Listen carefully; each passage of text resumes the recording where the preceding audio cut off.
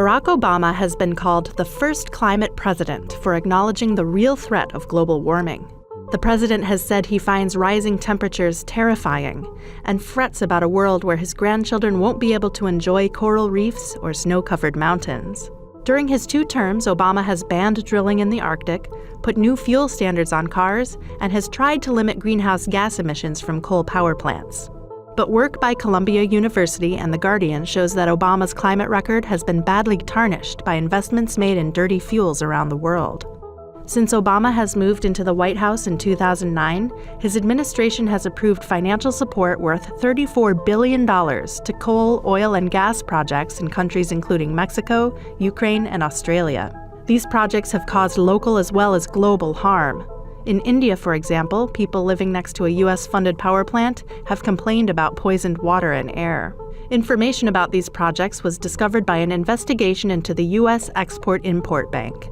It's the official export credit agency of the U.S. government, meant to provide finance for things around the world that help American jobs. According to our investigation, 70 fossil fuel projects have been given loans or guarantees by Obama. This means that Obama's administration has provided far more funding for overseas fossil fuels than any other past presidency. His predecessor, George W. Bush, gave 3 times less to dirty fuels.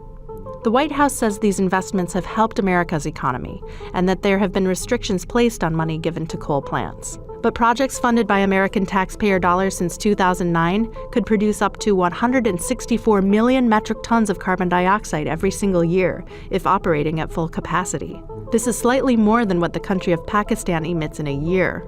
So how does this look in the big picture of climate change? Obama has managed to help stabilize emissions in the U.S., but the funding of dirty fuels overseas means that much of this progress could be erased.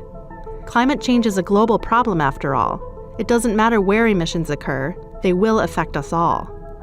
Deep cuts in carbon emissions are needed if the world is to avoid the worst of climate change, which would involve unbearable heat waves, sea level rise, and mass displacement of people.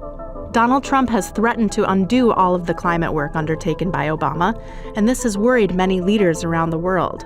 But now it's clear that Obama's climate record has been far from spotless, and the task to avoid disastrous climate change may be even bigger than we previously thought.